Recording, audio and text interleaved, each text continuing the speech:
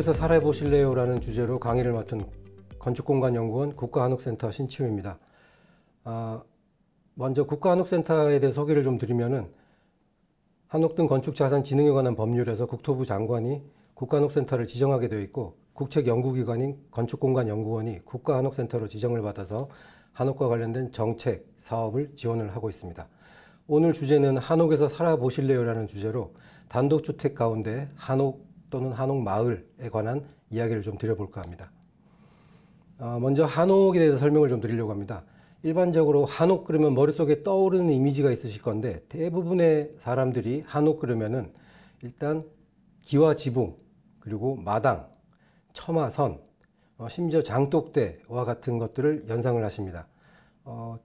전공을 하는 사람들 입장에서는 구조 또는 양식 등을 생각하는 것과 다르게 일반인들은 이와 같이 하나하나 요소들을 생각하는 걸 볼 수가 있습니다.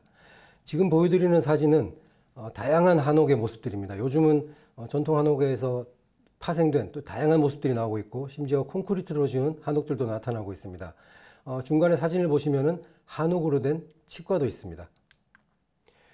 먼저 한옥의 제도적 정의에서는 한옥 등 건축자산진흥에 관한 법률에서 한옥이란 주요 구조가 기둥, 보 및 한식 지붕틀로 된 목구조로서 우리나라 전통 양식이 반영된 건축물, 그 부속 건축물을 말한다라고 이루고 있습니다. 그 안에 밑에 그림을 보시면은 아주 복잡한 그림이 있는데, 그 우측에 간단하게 보와 석가래, 돌이 그림을 보실 수 있습니다.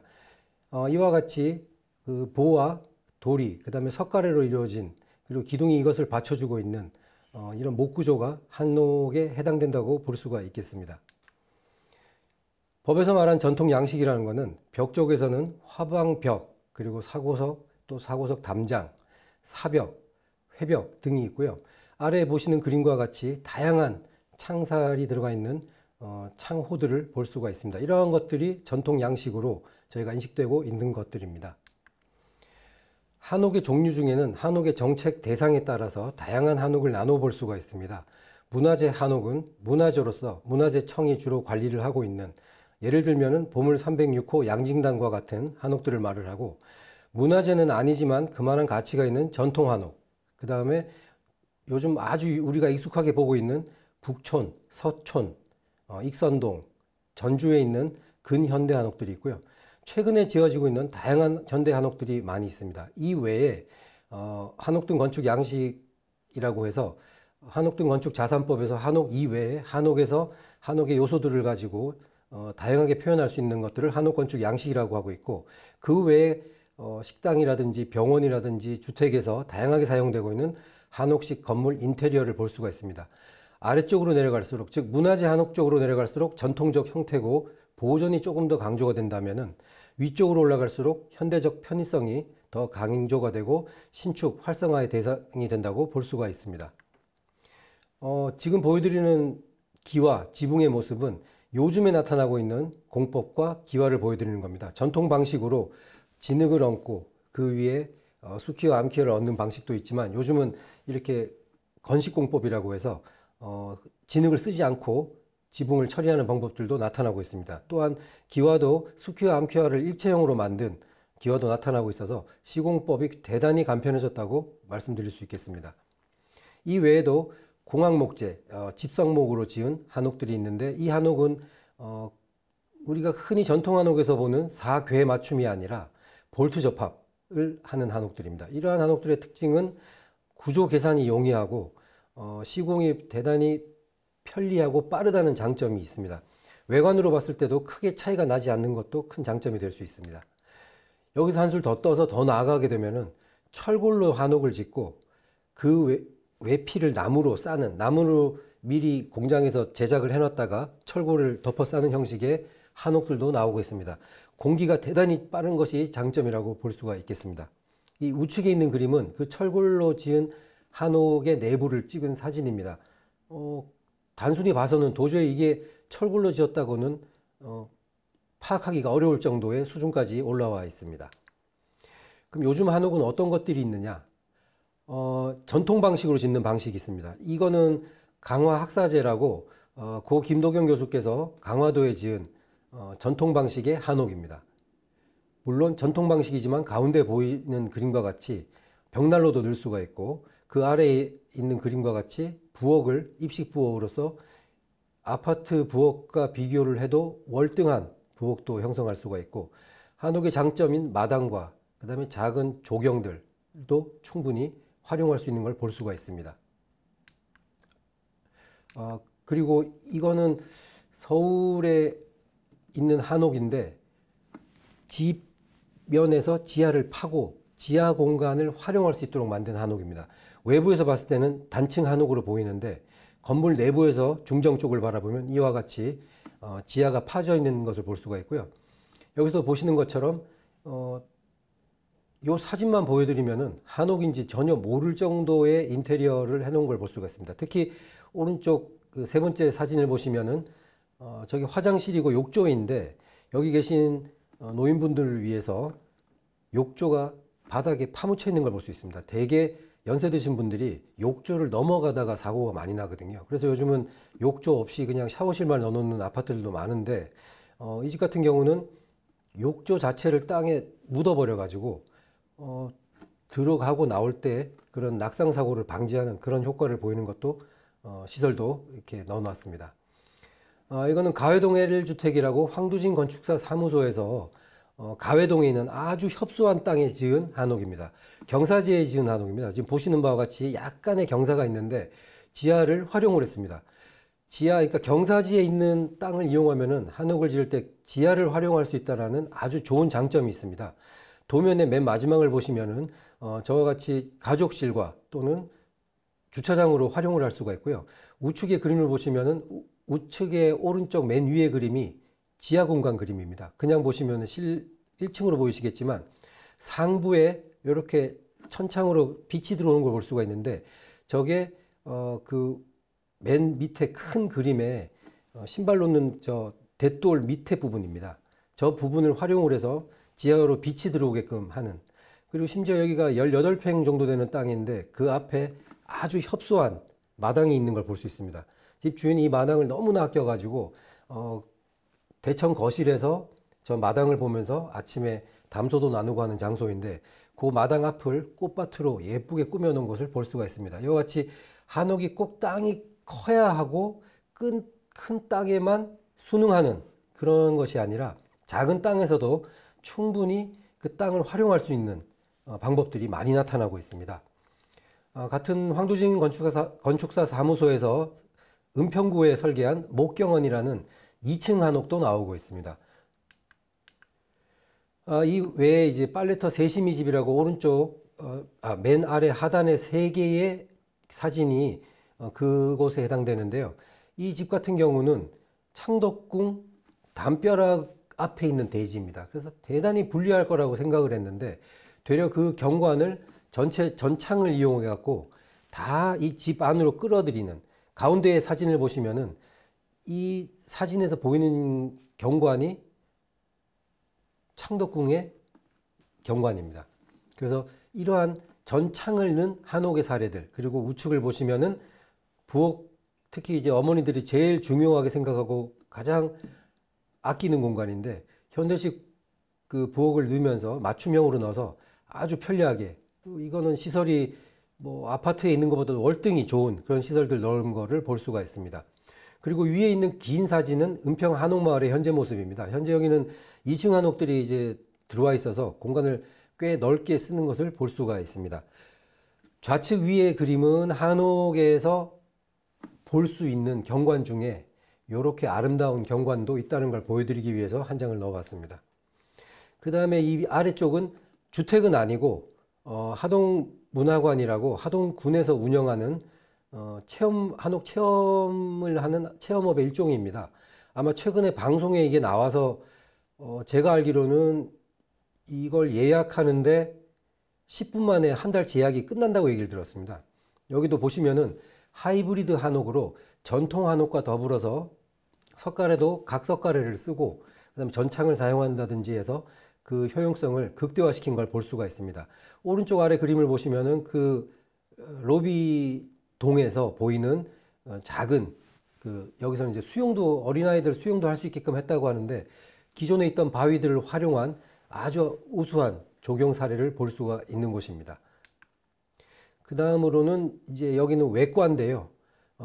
국가건축에서 설계하는 임재양 외과라는 곳입니다. 여기는 저희가 환자들 설문조사도 한번 해봤는데 환자들이 일반 병원에 갔을 때보다 심리적으로 느끼는 안정감이 대단히 높다는 것을 확인할 수 있었던 사례입니다. 제가 이때까지 한옥에 대해서 쭉 설명을 했는데 저희가 주거 또는 아파트라는 것들을 생각하면서 아파트의 대용품으로 한옥을 생각하는 경우가 굉장히 많습니다. 결국은 아파트가 됐던 단독주택이 됐던 한옥이 됐던 거기서 산다는 것, 주거를 얘기를 하는데 우리가 많이 잊고 있는 것들이 있어서 그런 것들을 조금 한옥 살기 위해서 마음을 먹기 전에 생각해야 할 것들을 좀 정리를 해봤습니다. 지금 보여드리는 내용들은 전통 한옥들 또는 현대 한옥들에서 나타나는 모습들입니다. 이렇게 보시면은 조경들이 아주 잘 확보가 되어 있고 장독대라든지 또는 작은 마당이지만 그 안을 집 주인의 마음을 담아서 꾸미는 오른쪽 하단과 같은 그런 마음들이 있습니다. 우리가 현대 한옥이라고 하면은 계속 생각하는 것들이 춥다, 그 다음에 불편할 것이다 라는 생각을 하고 있습니다. 그러면 우리 조상들은 왜 그렇게 춥고 불편한 집에서 1000년 이상을 살았을까? 과연 그게 추위라는 것이 그렇게 이게 삶에 있어서 큰 영향을 미치지만 과연 이것만을 막는 게 큰 목표가 될 수 있는가라는 생각을 해보았습니다. 이런 내용들이죠. 우리가 매일 먹고 마시는 이 숨을 쉬는 것을 공기라고 하죠. 그 한자의 기가 지금 보여드리는 저 기자입니다. 영어로 에너지라고 그러죠. 공기라는 거는 이 기는 흐르게 되어 있습니다. 그래서 그림을 보시는 것처럼 한옥이라는 건물 내에서 어떨 때는 기를 흐르게 하고 어떨 때는 기를 막게 하고 이 기가 흐르고 막힘을 조절할 수 있는 건물 체계였습니다. 이런 식이죠. 들어열개 문이라고 해서 여름철에는 문을 활짝 들어열어서 기들이 통하게 해주고 겨울철에는 저거를 닫아두고 어떤 공간은 겨울철에도 저게 열려 있어야 되는 공간이 있고 그래서 기의 흐름으로 집 안에 장치들을 조절을 했었습니다. 근데 현대의 건축들을 보면은 어떻게든 열 차단, 그 다음에 열이 손실을 막기 위해서 다 막아야 됩니다. 막고 나니까 내부 공기가 더러워지겠죠. 제가 숨을 쉬고 이산화탄소를 계속 내뿜어내니까 그걸 막기 위해서 어떤 일이 생기냐면은 결국은 전기를 써서 공기 정화기라는 걸 달고 또 전기를 써서 외부에서 공기를 유입을 해야 됩니다. 결국은 이 열 에너지를 아끼기 위해서 엉뚱한 에너지를 또 써야 되는 거죠. 그러면 전체 에너지로 봤을 때 석유, 화학 에너지는 들 쓰더라도 석유, 화학을 이용해서 만드는 전기라는 걸 또 쓰게 돼 있어요. 그럼 이게 과연 어떤 효과가 있을까라는 것을 자꾸 의문을 갖게 되는 겁니다. 그럼 결국은 숫자 싸움으로 가야 되죠. 결국은 전기가 석유나 석탄 이런 것들을 더 적게 쓰고 열을 차단하는 게 효과적이라는 것이 나와야지만이 그 논리가 타당해지는 겁니다. 그 다음에 주거를 하면서 또 있는 것들이 하나 있습니다. 지금 우리나라에서 최초로 여성분이 화폐에 등장을 했는데 자, 이분의 조남이 뭘까요? 라고 물어보면은 대개 다 이 대답을 합니다. 신사임당. 이름인 줄 알고 있어요. 이분의 이름이 아닙니다. 이거는 사임당 신씨라는 겁니다. 호가입니다. 호. 대부분 다 이름으로 알고 있죠. 자, 이런 겁니다. 지금 보시는 것처럼 다산초당이라든지 정약용 생가, 퇴계리, 면왕정과 같은 이름으로 자기의 호를 삼았습니다. 이것을 소처이호라고 해서 생활하거나 인연이 있는 처서로 호를 삼는 것을 말합니다. 이 호는 나를 나타내 주는 거기 때문에 대단히 중요한 거라고 볼 수가 있습니다. 예를 들어서 제 호가 가람이라 그러면은 어이 가람 이렇게 부르지 치우야 이렇게 부르지 않았습니다. 심지어 어린아이일 때는 아호라고 해서 아이에게 붙이는 호도 있었습니다. 그게 이제 뒤에 오면서 개똥이로 그냥 대별돼 버리죠. 귀한 애일수록 이름을 낮춰 불러서 뭐 개똥이 뭐 이런 식으로 불렀는데 우리 조상들은 이런 식으로 호를 갖고 있었습니다. 그래서 조선시대 많은 선비들은 자신과 자신의 거처를 동일시하려고 노력했고 그래서 자신의 집에 각각 이름을 붙여서 사랑하는 마음을 보여주었습니다. 이것을 당호라고 합니다. 집 당자의 호라고 그래서 그래서 집의 이름에서 따온 그 주인의 호 또는 건물의 이름을 말을 하는 겁니다. 그러면 나는 지금 내가 사는 곳을 한번 생각을 해보세요. 자, 저는 세종시에 살고 있습니다. 지금 방송 들으시는 대부분 세종시에 살고 있는데 맨 왼쪽 위에 첫 그림이 굉장히 익숙하실 거예요. 다 아파트 살고 있죠. 그러나 아주 다행히도 세종시에는 단독주택지들이 가운데 중간중간에 많이 있는 걸 볼 수가 있습니다. 그 옆에 보시면 904호, 저는 1004호 살고 있습니다. 그나마 천사 엔젤이라고 딸이 좋아하는데, 자, 사람을 숫자로 부르는 거는 편리성을 위해서 부르는 겁니다. 그죠? 사람을 숫자로 부르는 곳은 제가 알기로는 교도소밖에 없습니다. 수감번호 몇 번 이렇게 부릅니다. 거기서 뭐 신치호 씨 나오세요 이런 말 안 하죠. 그죠? 번호를 부르는데 어느새 우리가 이런 번호에 익숙해져 있습니다. 그리고 왼쪽 밑에를 보시면은 제가 조사할 수 있는 아파트 이름들을 좀 쭉 적어봤습니다. 레미안, 자이, 더샵, 힐스테이트, 이편한 세상 쭉 적어놨어요. 그리고 여기다가 그 아파트가 위치한 위치에 따라서 옆에 학교가 있으면 에듀타운, 중심지에 있으면 센트럴, 그 다음에 옆에 숲이나 이런 것들이 좀 있으면 에코 또는 포레, 그 다음에 좀 높은 아파트들이 많이 있으면 스카이, 옆에 호수가 있으면 레이크 이런 식으로 붙고 있습니다. 아마 내년부터는 또 스마트라는 아파트가 엄청나게 많이 나올 것 같습니다. 방금 전에 보여드렸던 이 호들과 여기서 말하고 있는 호라고 하긴 그렇고 이 이름들을 보시면은 이건 누구나 봐도 철학적 차이를 엄청 느낄 수 있습니다. 특히 면왕정이라는 것과 천사호는 엄청나게 큰 차이를 느낄 수 있을 거예요. 이게 뭐냐면 우리가 사는 방식이 바뀌었지만 그 안에 살고 있는 형태나 방식들은 충분히 기술의 발달에 따라서 달라질 수 있습니다. 그죠? 그런데 우리가 사는 삶에 대한 생각들은 계속 유지되어야 될 것들이 다 없어졌다는 거죠. 그래서 내가 짓는 집이 아닌 큰 대형 회사들이 지어놓은 아파트 이름에 그 뒤에 붙는 부속 이름에 숫자로 살아가고 있는 겁니다. 저희 앞집에서 저희 집을 부를 때 1004호라고 부릅니다. 만약에 제가 집 당호가 있어서 앞집에서 저를 부른다면은 그 당호를 부르겠죠. 그리고 그 당호의 갖고 있는 의미를 생각하면서 그렇게 살기 위해서 노력을 하겠죠. 집을 들어가고 나올 때마다 그 당호를 보고 아, 저런 사람이 돼야 되겠구나 라는 생각을 할 수 있는 기회들이 더 생긴다는 겁니다. 일단 조선시대의 사람들의 생각을 보면은 욕심을 부리지 않으면서, 물론 욕심 부리는 사람이 있었을 겁니다. 그 다음에 자신의 상황을 잘 파악하고 있었고 자신의 현재와 미래를 장소, 집이라는 거에 투영을 하고 있는 겁니다.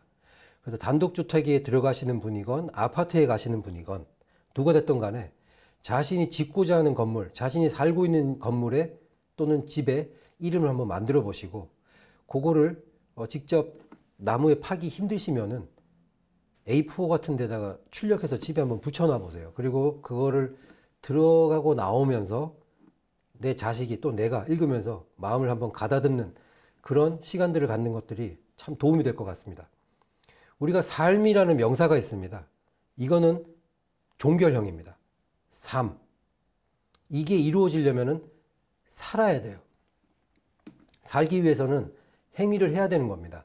그 결과가 삶이라는 걸로 나오고 있고. 근데 지금은 삶이라는 단편적인 것들이 계속 이어지고 있는 것 같아요. 그래서 우리가 이 단독주택, 한옥에서의 삶이 계속해서 죽어 살다라는 과정이 될 수 있게 마음가짐을 좀 바꿔야 될 것 같습니다. 그러기 위해서 제일 유용한 것이 단독주택이 제가 볼 때는 아파트보다 월등히 유용하다고 생각을 하고 있습니다. 삼원연수소에 이런 말이 나옵니다. 대저 몸은 집이고 마음은 집주인이다. 주인이 주인 역할을 한다면 창문, 목구조, 담장이 모두 안정될 것이고 타고난 수명을 다할 수 있을 것이다. 저희가 지방의 한옥들을 가보면 할머니 한 분이라도 살아계신 집은 윤기가 납니다. 그렇다고 그 할머니가 매일 닦고 쓸고 하는 것도 아닌데 그 집은 기름기라고 하는 것들이 있습니다. 그런데 그 할머니가 돌아가시고 공가가 된 집을 3개월 뒤에만 가봐도 집이 푸석푸석해지고 아, 이건 사람 없는 집이구나 라는 것을 느낄 수 있습니다. 어떤 교수님께서는 그게 나무와 사람과의 관계라고 말씀을 해주셨습니다. 지금 보여드리는 이 글이 내가 집이고 또 내 집이 내 몸이다 라고 생각을 할 수 있는 그런 기초가 될 수 있는 그런 글인 것 같아서 소개를 좀 해드렸습니다. 마지막으로 주택이 또는 단독주택 내에서 한옥이 다시 회복해야 될 것들, 이런 것들입니다. 이 아이가 배가 고파서 엄마의 젖을 물 때 엄마가 저녁에 나쁜 공기를 먹었을까? 우리 엄마가 저녁에 술을 마셨을까? 우리 엄마가 밤에 담배를 폈을까?